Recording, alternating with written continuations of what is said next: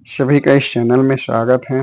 इस चैनल के माध्यम से यूपीपीओ जुडिशरी हेतु भारतीय न्याय संहिता 2023 आईपीसी के उपबंधों के साथ पढ़ाया जा रहा है। भारतीय न्याय संहिता में आज धारा 9 से आगे की धाराओं को पढ़ाया जाएगा। भारतीय न्याय संहिता की धारा 9 कई अपराधों से मिलकर बने अपराध के लिए दंड की अवधि।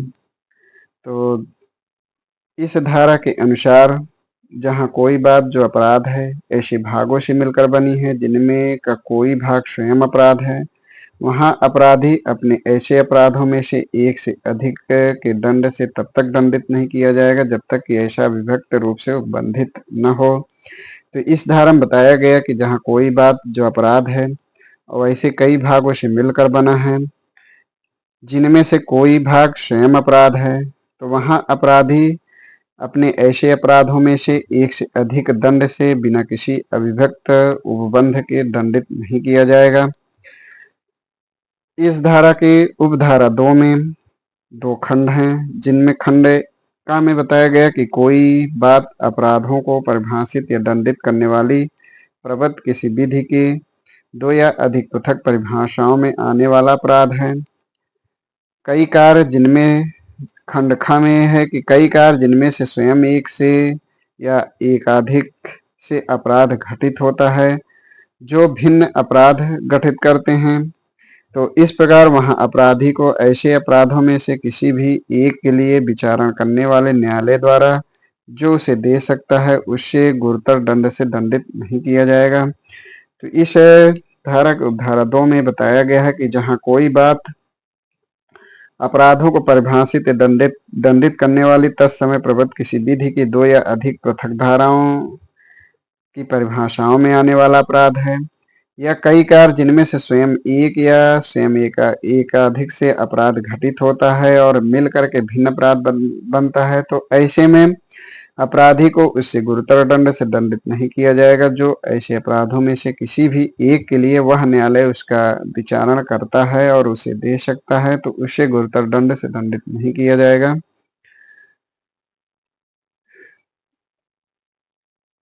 इसमें जो दृष्टांत है, जैसे कि का या पर लाठी से 50 प्रहार करता है, यहाँ यह हो सकता है कि का ने संपूर्ण मारपीट द्वारा उन प्रहारों में से प्रत्येक प्रहार द्वारा भी जिनसे वह संपूर्ण मारपीट गठित होता है या कि स्वेच्छा उपहति कारित करने का अपराध किया है।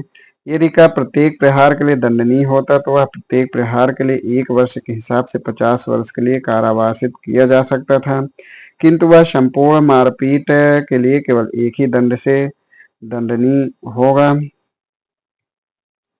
इसी प्रकार इस धारा में जो दृष्टांत 2 है उसमें है, किंतु यदि उस समय जब या को पीट रहा है, माँ हस्तक्षेप करता है और का माँ पर सहसा प्रयास प्रहार करता है, तो यहाँ माँ पर किया गया प्रहार उस कार का भाग नहीं है जिसके द्वारा का या को स्वेच्छा उपहत कारित करता है। इसलिए का या को स्वेच्छा कारित की गई उपहत के लिए एक दंड से और माँ पर किए गए प्रहार के लिए दूसरे दंड से दंडनीय है। इस संहिता की धारा 10 भारतीय न्याय संहिता भारतीय न्याय संहिता की जो धारा 9 में उपबंध है वो आईपीसी की धारा 71 में कई अपराधों से मिलकर बने अपराध के लिए दंड की अवधि की विषय प्रावधान करता है। भारतीय न्याय संहिता की धारा 10 जिसमें है कई अपराधों में से एक के दोषी व्यक्ति के लिए दंड, जबकि निर्णय में कथित है कि यह संदेह है कि वह किस अपराध का दोषी है। तो इस धारा के अनुसार यदि वही दंड सब अपराधों के लिए उपबंधित न हो तो अपराधी को कम से कम दंड उपबंधित करने वाले अपराध के लिए ही दंडित किया जाएगा। कि जब कई अपराधों में से एक के दोषी व्यक्ति के लिए जब दंड, जबकि निर्णय में कथित है यह संदेह है कि वो किस अपराध का दोषी है, तो इसमें प्रावधान है कि अपराधी को कम से कम दंड उपबंधित करने वाले अपराध के लिए ही दंडित किया जाएगा। भारतीय न्याय संहिता की धारा 10 की तरह का जो उपबंध है आईपीसी की धारा 72 में है। धारा 11 भारतीय न्याय संहिता की धारा 11 भारतीय न्याय संहिता की धारा 11 भारतीय न्याय संहिता की धारा 11 एकांत परिरोध की विषय में प्रावधान करती है। भारतीय न्याय संहिता की धारा 11 एकांत परिरोध की विषय में प्रावधान करती है। भारतीय न्याय संहिता की धारा 11 एकांत परिरोध की विषय में प्रावधान करती है। तो एकांत परिरोध, तो इस धारा के अनुसार जब कभी कोई व्यक्ति ऐसे अपराध के लिए दोष सिद्ध किया जाता है जिसके लिए न्यायालय को उसे इस संहिता के अधीन कठिन कारावास से दंडित करने की शक्ति प्राप्त है, तो न्यायालय द्वारा अपराधी को उस कारावास के किसी भाग या भागों के लिए जो कुल मिलाकर 3 मास से अधिक नहीं होगा, निम्न अनुसार एकांत परिरोध में रखने का आदेश दे सकता है। यानी इसमें जो कंडीशन है वो यह है कि कारावास की अवधि यदि 6 मास से अधिक नहीं है तो 1 मास से अनधिक का एकांत कारावास, यदि कारावास की अवधि 6 मास से अधिक व 1 वर्ष से कम है तो 2 मास से अनधिक का एकांत कारावास, और यदि कारावास की अवधि 1 वर्ष से अधिक है तो 3 मास की अवधि का एकांत कारावास, यानी कुल मिलाकर 3 मास से अधिक का एकांत कारावास दिया जा सकता है। यह प्रावधान आईपीसी की धारा 73 में एकांत परिरोध के रूप में उपबंधित है। आईपीसी की धारा 73 जो यूपीएपीओ, यूके यूकेजे यानी उत्तराखंड सिविल जज में पूछा गया है। इसमें कुछ महत्वपूर्ण तथ्य जो सिविल जज की परीक्षाओं में पूछे गए हैं। एकांत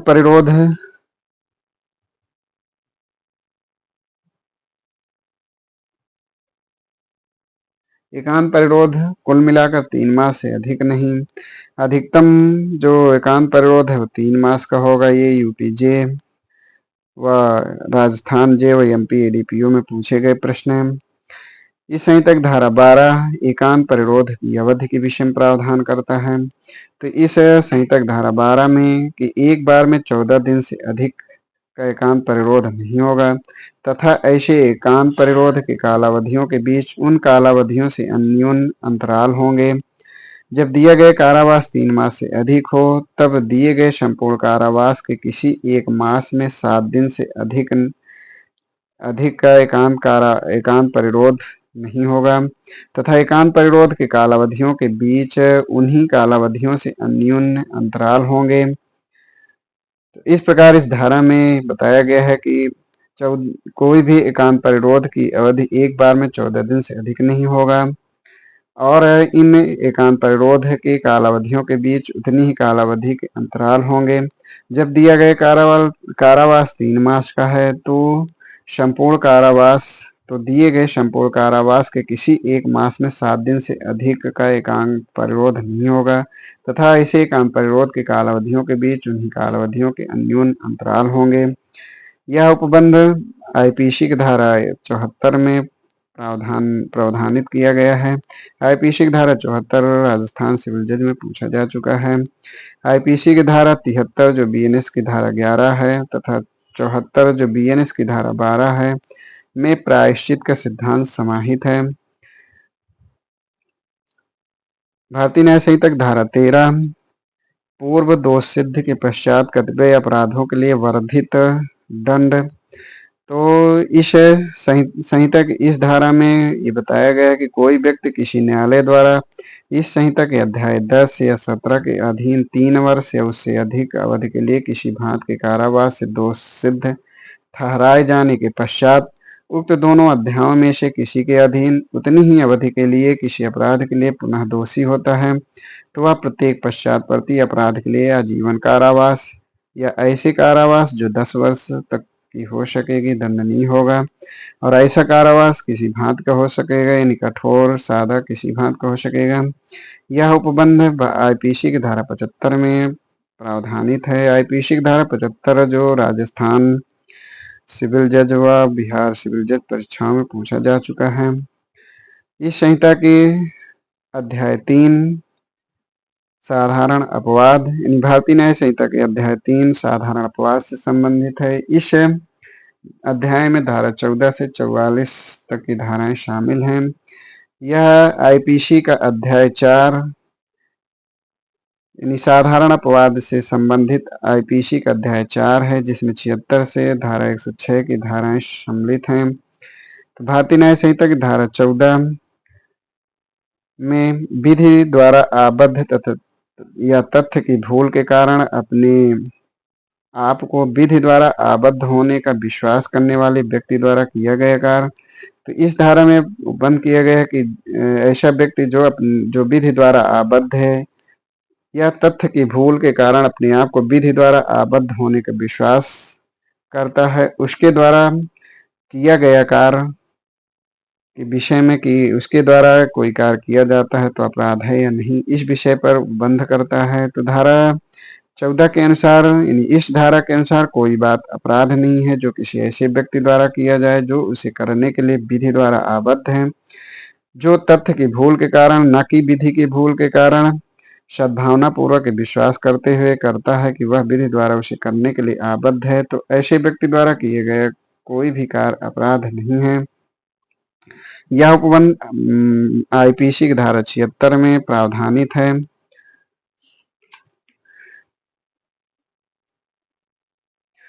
इसमें जो दृष्टांत हैं वो विधि के समादेशों के अनुरूप अपने वरिष्ठ अधिकारी के आदेश से एक सैनिक का भीड़ पर गोली चलाता है, का ने कोई अपराध नहीं किया। इसी प्रकार है न्यायालय का एक अधिकारी का मां को गिरफ्तार करने के लिए उस न्यायालय द्वारा आदेशित किए जाने पर और सम्यक जांच के करने के पश्चात यह विश्वास करके कि यह ही मां है, यह को गिरफ्तार कर लेता है। यहाँ पर का ने कोई अपराध नहीं किया। ये दोनों दृष्टांत यानी यूपी पीसीएसजे की और एमपी सिविल जज की परीक्षाओं में पूछे गए हैं।